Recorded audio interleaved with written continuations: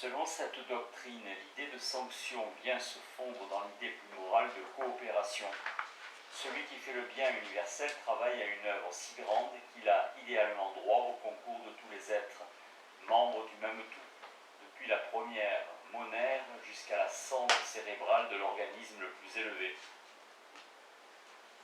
Celui qui fait le mal, au contraire, devrait recevoir de tous un refus de concours, qui serait une sorte de punition négative. Il se trouverait moralement isolé, tandis que l'autre serait en communion avec l'univers.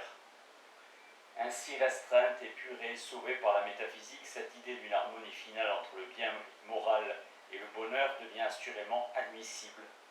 Mais en premier lieu, ce n'est plus vraiment la sanction d'une loi formelle. Tout ce qui restait des idées de loi proprement nécessaires ou impératives, de sanctions également nécessaires, a disparu. Ce n'est plus la même loi formelle de Kant, ni le jugement synthétique a priori par lequel la légalité serait unie à la félicité comme récompense. En un mot, ce n'est plus un régime de législation, conséquemment de vraies sanctions. Nous pouvons même dire qu'on nous transporte ici dans une région supérieure à celle de la justice proprement dite. C'est la région de la fraternité. Ce n'est plus la justice commutative, car l'idée de fraternité exclut celle d'un échange mathématique, d'une balance de services exactement mesurables et égaux, sous le rapport de la quantité. La bonne volonté ne mesure pas son retour à ce qu'elle a reçu. Elle rend 2 et même 10 pour 1. Ce n'est même plus de la justice distributive au sens propre, car l'idée d'une distribution exacte, même morale, n'est plus celle de la fraternité. L'enfant prodigue pourra être fêté plus que l'enfant sage. On pourra aimer un coupable et le coupable aura peut-être plus besoin que tout autre d'être aimé. J'ai deux mains, l'une pour serrer la main de ceux avec qui je marche dans la vie, l'autre pour relever ceux qui tombent. Je pourrais même associer, tendre les deux mains ensemble. Ainsi, dans cette sphère, les rapports purement rationnels, les harmonies purement intellectuelles, à plus forte raison les rapports légaux, semblent s'évanouir. Par cela même s'évanouit le rapport vraiment rationnel, logique et même quantitatif qui relierait la bonne volonté à une proportion déterminée de biens extérieurs et d'amour intérieur. De là résulte une sorte d'antinomie. L'amour est ou une grâce particulière et une élection qui ne ressemble guère à une sanction, ou une sorte de grâce générale et une égalité idéale étendue à tous les êtres, qui ne ressemble pas davantage à une sanction. Si j'aime plus un homme qu'un autre, il n'est pas certain que mon amour soit en raison directe de son mérite. Et si j'aime tous les hommes dans leur humanité, et si je les aime universellement également, la proportion semble disparaître encore entre le mérite et l'amour. D'ailleurs, les bonnes volontés elles-mêmes ne voudraient pas sans doute, dans l'idéal de justice, être l'objet d'aucune marque de préférence. Les victimes volontaires de l'amour n'accepteraient pas d'être placées en rien avant les autres lors d'une distribution quelconque de biens sensibles. Elles objecteraient qu'après tout la souffrance volontaire est moindre, et moins à plaindre que la souffrance imposée. Pour qui admet la supériorité de l'idéal sur la réalité, l'homme de bien est le riche, même quand cette richesse suprasensible a présenté pour lui des inconvénients et des peines sensibles. Telles sont les difficultés que soulève, croyons-nous, cette théorie. Ces difficultés ne sont peut-être pas insolubles, mais leur solution sera à coup sûr une modification profonde apportée à l'idée traditionnelle de sanction. Car pour ce qui est de la peine, le châtiment aura disparu. Et pour ce qui est de la récompense, la compensation de pure justice semblera s'évanouir dans des relations supérieures de fraternité, échappant à des déterminations précises. D'une part, le mal sensible, y compris la mort, nous indigne toujours moralement, quel que soit le caractère bon ou mauvais de la volonté qu'il vient entraver. La souffrance nous choque en elle-même et indépendamment de son point d'application. Une distribution de souffrance est donc moralement inintelligible. D'autre part, en ce qui concerne le bonheur, nous voulons que tous soient heureux. Ces notions apportent un grand trouble dans la balance de la sanction.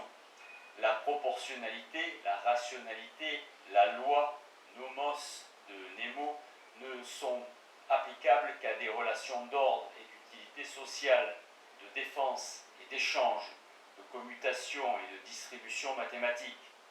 Nemo, distribuer, partager.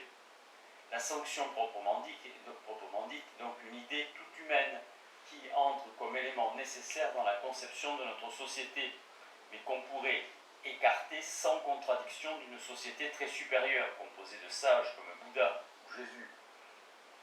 En somme, les utilitaires et les kantiens, placés aux deux pôles opposés de la morale, sont pourtant victimes de la même erreur.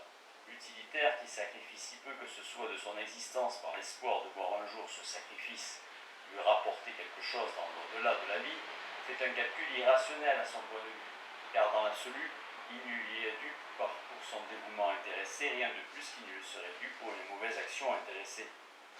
D'autre part, le kantien, qui se sacrifie les yeux fermés pour la loi seule, sans rien calculer, sans rien demander, n'a pas non plus de droit véritable à une compensation, à une indemnité. Il est rationnel que quand on ne vise pas un but, on y renonce, et le kantien ne vise pas au bonheur. Nous objectera-t-on que si la loi morale nous oblige, elle est elle-même tenue à quelque chose envers nous? Dira-t-on qu'il peut y avoir un recours de l'agent contre la loi? Que si par exemple la loi exige sans compensation l'anéantissement du moi, elle est la suprême cruauté. Une loi cruelle est-elle juste? Nous répondrons qu'il faut distinguer ici entre deux choses, les circonstances fatales de la vie et la loi qui règle notre conduite dans ces circonstances. Les conjonctures fatales de la vie peuvent être cruelles. Accusez-en la nature, mais une loi ne peut jamais apparaître comme cruelle à celui qui croit à sa légitimité. Celui qui considère toute souillure comme un crime ne peut pas trouver cruel de rester chaste. Pour qui croit en une loi morale, il est impossible de juger cette loi en se plaçant à un point de vue humain, puisqu'elle est par hypothèse inconditionnelle, irresponsable, et est censée nous parler du fond de l'absolu. Elle ne fait pas avec nous un contrat où nous puissions débattre tranquillement des clauses, mettre en balance les avantages et les inconvénients. Au fond, même dans la morale kantienne, la sanction n'est qu'un suprême expédient pour justifier rationnellement et matériellement la loi formelle de sacrifice, la loi morale. On ajoute la sanction à la loi pour la légitimer. Cette pétition de principe déguisée sous le nom de postulat est bien plus sensible encore dans les systèmes de morale qui essayent de tenir plus ouvertement le milieu entre l'utilitarisme égoïste et le désintéressement absolu du stoïcisme. De ce nombre semble être la morale de Renouvier en France et celle de Sidgwick en Angleterre. La raison, dit Renouvier, avec lequel le moraliste anglais est sur ce point entièrement d'accord, n'a de prix et ne se fait reconnaître qu'autant qu'elle est supposée être conforme à la cause finale, principe des passions, au bonheur. Le postulat d'une conformité finale de la loi morale avec le bonheur est l'induction, l'hypothèse propre de la morale. Refuse-t-on ce postulat? L'agent moral pourra opposer à l'obligation de justice une autre obligation, celle de sa conservation propre et au devoir l'intérêt tel qu'il se représente, tel qu'il se le représente. Au nom de quoi lui enjoindrons-nous d'opter pour le devoir? Renouvier, esprit très sinueux et circonspect, essaye bien ensuite de diminuer la portée de cet aveu par une distinction scolastique. La sanction, dit-il, est moins un postulat de la morale qu'un postulat des passions, nécessaire pour les légitimer et les faire entrer dans la science. Par malheur, il vient de reconnaître qu'il ne peut pas y avoir de science de la morale indépendamment des passions, et que l'obligation de l'intérêt est une puissance logiquement équivalente à l'obligation morale. Si les passions postulent une sanction, d'autre part la morale postule les passions. C'est un cercle. Dans la morale, ainsi conçue, le devoir se trouve, du moins au point de vue logique, mis sur un pied d'égalité avec l'intérêt. On place Bentham et Kant l'un en face de l'autre. On reconnaît qu'ils ont tous deux raison, et on s'arrange de manière à leur faire valoir les mêmes objets au nom du principe contraire. La sanction sert de terrain d'accord, et la rémunérateur suprême de juge de paix. Nous n'avons point à apprécier ici la valeur de ces systèmes de morale. Constatons seulement que le formalisme de Kant y a disparu, que l'obligation de faire son devoir uniquement par devoir n'y existe plus et est considérée comme un pur paradoxe, que la sanction n'est plus une conséquence du devoir, mais simplement une condition. Alors cette idée change entièrement d'aspect. Le châtiment et la récompense ne sont plus considérés comme rattachés à la conduite morale par un jugement synthétique a priori, mais ils sont demandés d'avance par les agents pour justifier au point de vue sensible le commandement de la loi. L'acte moral ne constitue plus lui-même et lui seul un droit au bonheur, mais tout être sensible est regardé comme pouvant naturellement inspirer le bonheur et comme ne voulant pas y renoncer dans l'acte moral.